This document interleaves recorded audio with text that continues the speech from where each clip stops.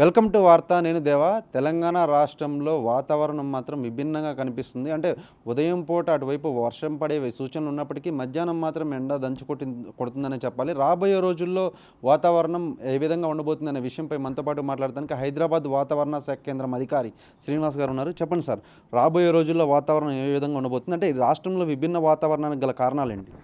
మనకి ఈసారి మాన్సూన్లో మనం ముందే చెప్తున్నాము, ఎల్నినో ప్రభావం ఉంది, మాన్సూన్ కొంచెం వీక్గా ఉండే అవకాశం ఉందని చెప్పి.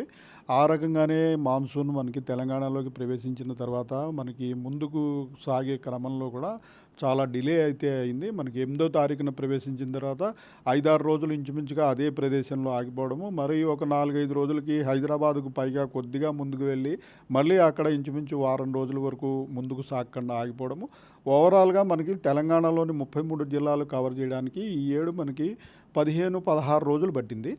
నార్మల్గా మనకి 5-6 రోజుల్లో తెలంగాణలోకి ఎంటర్ అయిన వెంటనే 33 జిల్లాలు కవర్ చేసి మధ్యప్రదేశ్లోకి ప్రవేశించడం జరుగుతుంది. ఇప్పుడు మనకి తెలంగాణ అంతా కవర్ అయ్యి పూర్తికి వెళ్ళినప్పటికీ మళ్ళీ మధ్యప్రదేశ్ ప్రాంతంలో మందగమనంగా సాగుతుంది. దీనివల్ల మనకి ఈ మాన్సూన్ ఫ్లోలో వేగం కూడా తగ్గడము, మాయిశ్చర్ తగ్గడం వల్ల మనకి అనుకున్నంతగా రెయిన్స్ కూడా పట్టడం లేదు. అంటే మనం డైలీ కొన్ని జిల్లాలకి ఈ హెవీ రెయిన్ఫాల్ వార్నింగ్ ఇస్తున్నాము. ఎక్కడో అక్కడ హెవీ రెయిన్ఫాల్ అయితే పడుతుంది, కానీ అది రాష్ట్ర వ్యాప్తంగా కాకుండా ఏదో 4-5 జిల్లాల్లో జనరల్గా మనకి వేసవకాలంలో పడినట్టుగా పడుతుంది తప్పించి, మనకి వర్షాకాలం మాన్సూన్ బాగా విస్తరించిన తర్వాత మనము ఫెయిర్లీ వైడ్ స్ప్రెడ్ రెయిన్ అంటే సుమారు 33 జిల్లాల్లో 18-20 జిల్లాల్లో వర్షపాతం పడే అవకాశం ఉంటుంది. ప్రస్తుతం మనకి ఒక 5-6 జిల్లాల్లో పట్టము, మళ్ళీ మరొక 3 రోజుల తర్వాత మరొక పక్కన పట్టము, ఈ రకమైన పరిణామాలు ఉన్నాయి. సో ఇదే రాగల 5-6 రోజుల వరకు కూడా మనం హెవీ రెయిన్ఫాల్ వార్నింగ్ అయితే పెట్టడం జరిగింది. కానీ ఈరోజు చూసినట్టయితే ఒక 5-7-8 జిల్లాలు, రేపు ఒక 3 జిల్లాలు, ఎల్లుండి ఒక 7-8 జిల్లాలు, ఈ రకంగానే ప్రస్తుతం ఇది కొనసాగుతుంది. అంటే తెలంగాణలో మరీ ముఖ్యంగా అటువైపు ఆ పిడుగులు పడి కూడా మూగజీవాలు అయితేనేమి, ప్రాణ నష్టం అయితేనేమి జరిగింది.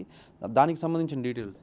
మనకి మే నెలలో ఈసారి టెంపరేచర్లు చాలా ఎక్కువ ఉండటం జరిగింది. చాలా రోజులు మనకి హీట్ వేవ్ పరిస్థితులు 46 డిగ్రీలు పైగా 7-8 రోజులు కంటిన్యూ అవడము, ఇటువంటి పరిస్థితుల వల్ల ఇంత హీట్ బిల్డప్ ఉన్నప్పుడు మనకి మాయిశ్చర్ వచ్చినట్టయితే క్యూములోనింబస్ మేఘాల తీవ్రత ఎక్కువగా ఉండి పిడుగుపాటు, అలాగే ఈ ఉరుములు మెరుపుల వల్ల ఇటువంటి ప్రమాదాలు కూడా జరిగే అవకాశం ఉంటుంది. అయితే ప్రస్తుతం గత 4-5 రోజులు బట్టి పెద్దగా వర్షపాతం లేనప్పటికీ టెంపరేచర్స్ అయితే పడిన వర్షంతో బాగా కంట్రోల్ అవ్వడం జరిగింది.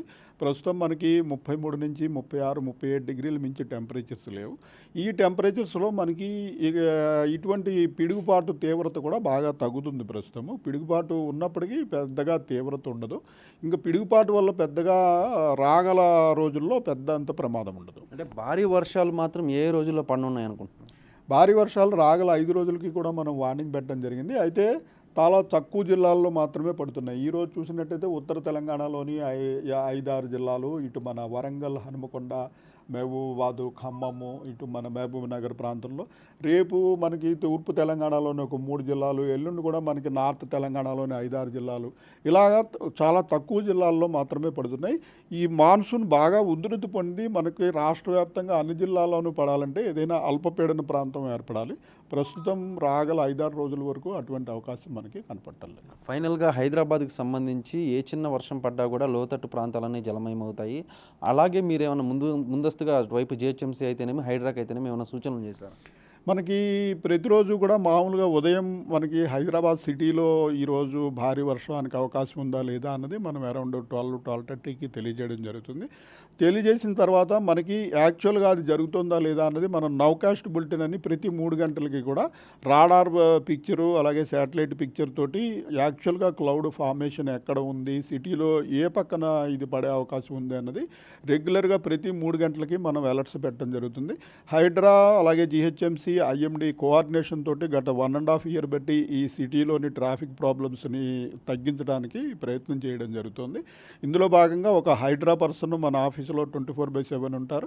మనం ఈ అలర్ట్ పంపించిన వెంటనే వారు వైర్లెస్ సెట్లో మనకి వారి క్షేత్రస్థాయిలో ఉన్న వారికి తెలియజేయడం, ఈ రాగల 2-3 గంటల్లో వెస్ట్ హైదరాబాద్లో భారీ వర్షం ఉందని తెలియజేయడం, వెంటనే ఆ ప్రాంతానికి అడిషనల్ ట్రాఫిక్ పోలీసు, అట్లాగే ఈ డ్రైన్స్ అవి క్లియర్ చేయడానికి సిబ్బందిని వారు మొబిలైజ్ చేసి పంపించడము ఇటువంటి ఏర్పాట్లు మనము జరుగుతూనే ఉన్నాయి. అంటే ఈరోజు 29వ తారీఖు ఈ రోజు ఏమన్నా హైదరాబాద్కు వర్షం పడే అవకాశం ఉందంటారు? ఈరోజు రాత్రి సమయంలో మనకి ఈ ఈవినింగ్ నుంచి హైదరాబాద్లో రెయిన్ ఎక్స్పెక్ట్ చేస్తున్నాం. రాత్రి మనకి 8 గంటలు దాటిన తర్వాత 8 నుంచి 10 గంటలు ఆ సమయంలో 1-2 చోట్ల కొంచెం ఇంటెన్స్ స్పెల్స్ కూడా ఉండే అవకాశం ఉంది. చూసారు కదా, మొత్తం మీద కనుక మనం చూసుకున్నట్లయితే రాగల అంటే ఈవినింగ్ టైంలో కనుక 29వ తారీఖు అయితే మాత్రం భారీ వర్షం పడనుందని, అంటే అన్ని చోట్ల కాదు కొన్ని చోట్లే ఈ వర్షపాతం నమోదు కానుందని అయితే మాత్రం హైదరాబాద్ వాతావరణ శాఖ కేంద్రం అధికారి శ్రీనివాస్ చెప్పుకొచ్చారు. కార్తీక్తో దేవా వార్త.